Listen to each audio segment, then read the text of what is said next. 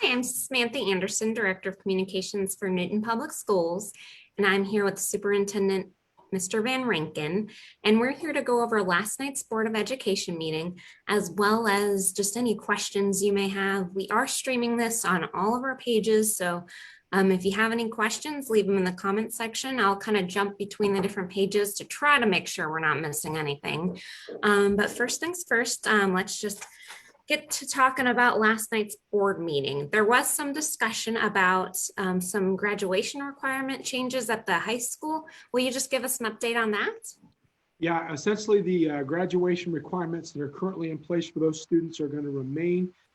Any kids coming in with a class of 2025, which would be next year's freshmen, the schedule is going to be different in that it's going to be a full block next year, which means they're going to have 8 credits per year rather than the 7 that they've had traditionally. This year it's 8 credits because of the 4x4. But with those additional number of credits that are available, you could have 32 over the course of a 4-year high school.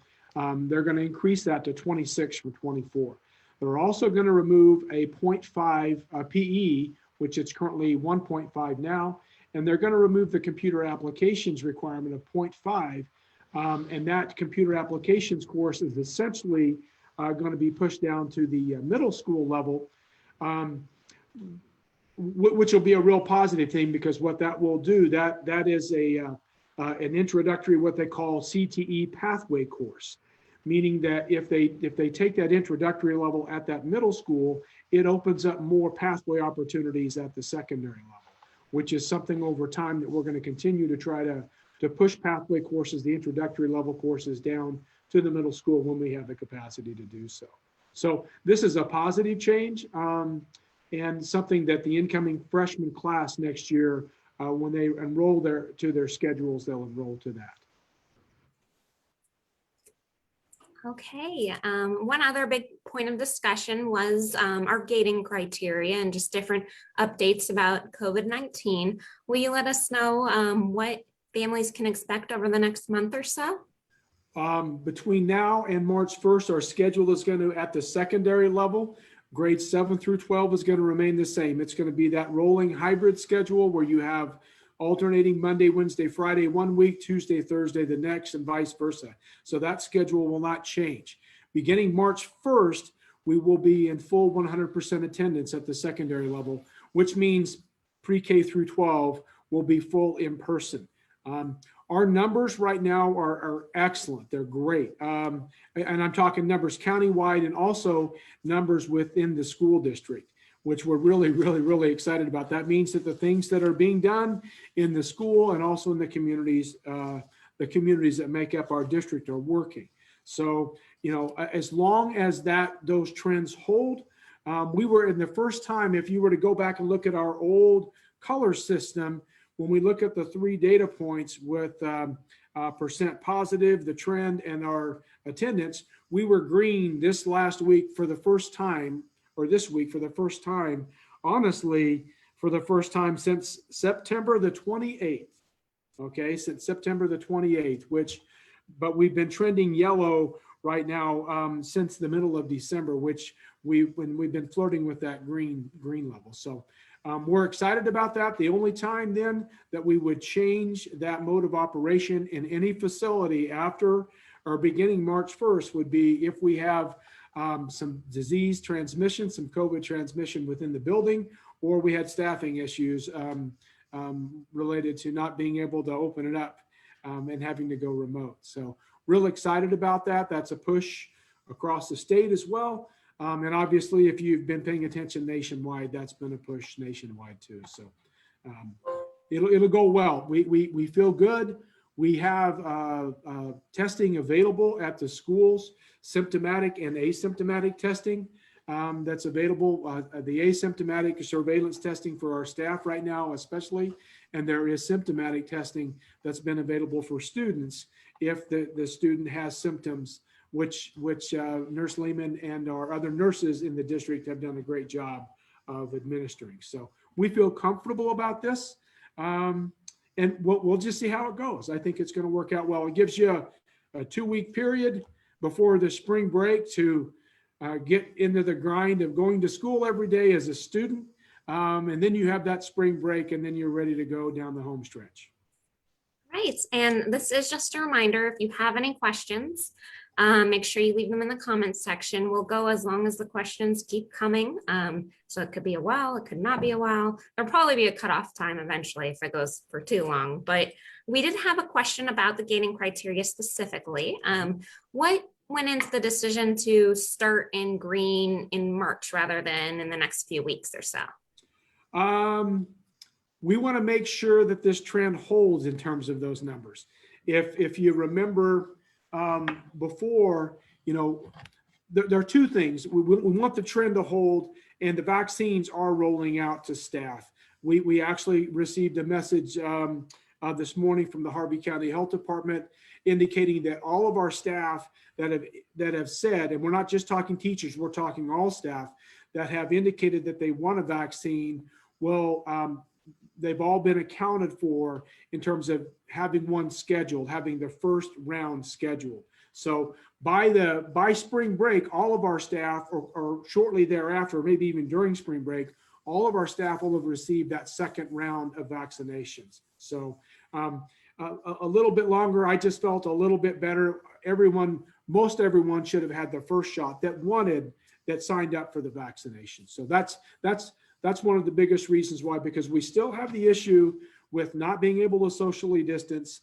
And, there are some HVAC issues in terms of ventilation and stuff. So a little more time allows that to, those numbers to hold and vaccinations to roll out. So. Okay, and then one thing that we've been seeing a lot at our board meetings is the board approving early graduation for the Opportunity Academy students. Can you let us know what that is and why they're so ahead?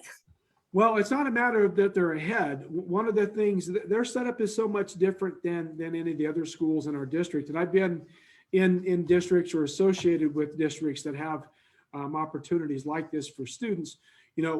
They can work through a class more at their own pace because of the electronic software. It's called Edgenuity that is used out there. So when a kid is finished, they're finished. And that's one of the advantages of an environment like that. So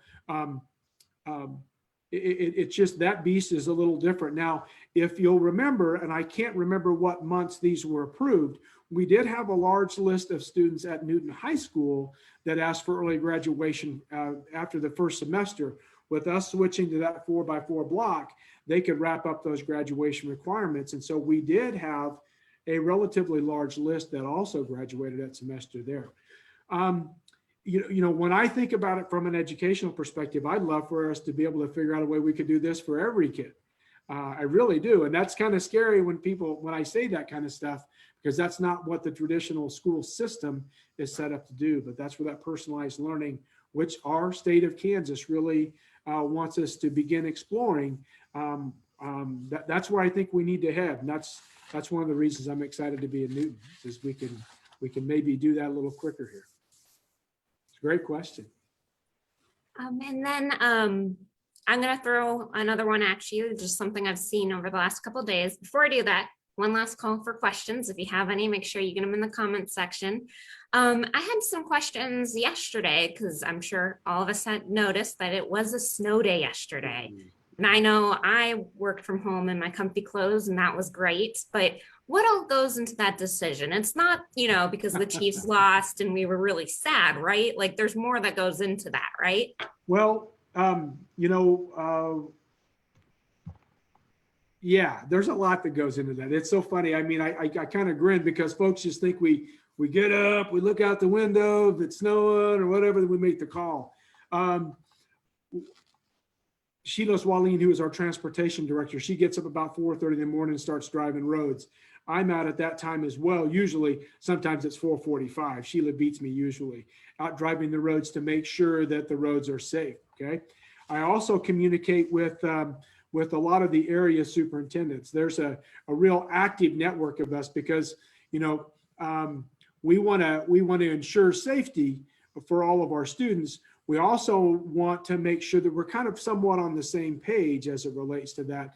And for example, like with us neighboring district Sedgwick and with Halstead and with Heston, it's nice to kind of know what's going on that side of our district.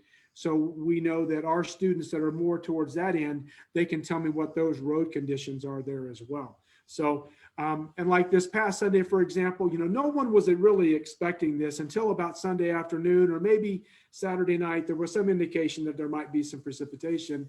And so since the Chiefs game was so energizing and so exciting about the third quarter, instead of me griping at my television, I started going out and driving some of the roads because we saw some of the moisture coming down. Okay. And then we just make the call. It's not, there's no hard and fast rule. That's the problem with some of this. It's a judgment call. And so we will make that judgment based upon driving those roads, looking what the forecast is going to be. If you remember a couple of weeks ago, or maybe a week and a half ago, maybe 2 weeks ago, up in the northern part of our state, every one of those schools called off school. Well, it never snowed. It rained that whole time, right? And so you look like a fool, but we're going to try to err on the side of safety as much as we can. Our big concern this week are the wind chills. And, it is so deathly cold out there. And we don't have spells like this too often in Kansas, or we haven't, the last 10 years or so. And I'll throw this out as my public service announcement. Please, parents, that make sure that your kids are bundled up, because, at a 15 degree, 20 degree wind chill, 20, 30 minutes, we're talking some frostbite. So, we've thought about 2 hour delay, 2 hour late starts. There are a couple reasons I don't like 2 hour late starts personally. One of those is it's really hard for parents to plan that. I mean, because then you've got to figure out a way, okay, I got to get my kid there 2 hours later. I have a hard enough time when I've got an 8 o'clock job in the morning, getting my kid there because I've got a 20-minute commute or something. If I've got to wait 2 hours, how does that work? That's one of my issues I've always had. And another one is, some of those kids miss breakfast. And sometimes that's the only breakfast that they get too. So there's a lot that goes into that. There's a lot of communication that takes place, between 4:30 and 5:30 or 6 when that call is made. And we look at the forecast. It's just a judgment call when it comes down to that. And then sometimes peer pressure rolls into it, because if all the other neighboring districts have already called it, it makes it a lot easier for us. We do have to look at the number of hours that we have left. We have to get 1,116 hours in. And if we don't, we have to make up those hours. So, we've got a few days of wiggle room left, but that's not very many when you figure we're still not even in the middle of February yet. We could have more snow days. So it's fun. If anybody wants to join me at 4:30 or 5 in the morning, we can get a network going, and maybe I don't have to drive as many roads. I think I'm good, but I appreciate the offer. Now, could you let us know, one parent did ask, are there any new updates for Chisholm and, with Summit and things like that? No, there'll be a report, a board report at the February 22nd meeting, where there's going to be some more data being shared with the Board of Education. I will say that the principals continue to work with staff in terms of making sure that we're looking at data a lot differently than we have in the past to try to increase student performance there. So look for the February 22nd board report, and we'll have some more discussions in March, I'm sure, at the board level about the Summit program in and of itself. Okay. And then we did have one more question again, last call for questions. Do we have any updates on prom? Are we still thinking about possibly having it outside? I think there was a meeting actually going on, maybe even today, with community members. Do you have any information for that? I personally do not. That's the one thing nice about being the superintendent and not the high school principal. Although proms really, if you're going to have a dance, the prom is the most fun dance to go to as an administrator for the most part. So Mr. Smith from Newton High School will have more information there, but they were looking at the May 1st outside. I haven't heard if they have been given permission to use Fisher Field. So I'm just waiting on an update there as well. Okay. And do you have anything else you'd like to add? I'm just going to reiterate, folks, it's cold. Thank goodness we have a short week this week and a short week next week. Looks like Friday and Saturday and Sunday are going to be the coldest days that we have. So, stay bundled up, stay warm, stay safe, social distance, wear your mask. We want to stay in school. We want to get them here 100% in full attendance and keep it that way. The vaccines are rolling out. Please take a moment and thank the Harvey County Health Department for all their coordination trying to get all this stuff done. And also, we have parent-teacher conferences going on right now during this time. Take that opportunity to reach out and connect with those teachers, find out how things are going. And, we just appreciate your support and things are looking up. We're getting more excited about the future here. So. All right. And those masks actually help a lot when it's cold outside. I feel like my face is much warmer this year. But anyway, thank you everyone for watching. If you have any questions that you think of later, you can email me at info@usd373.org and we'll get an answer as soon as possible. Thank you so much, Mr. Van Rankin, for being here. You bet. Take care. Have a great day.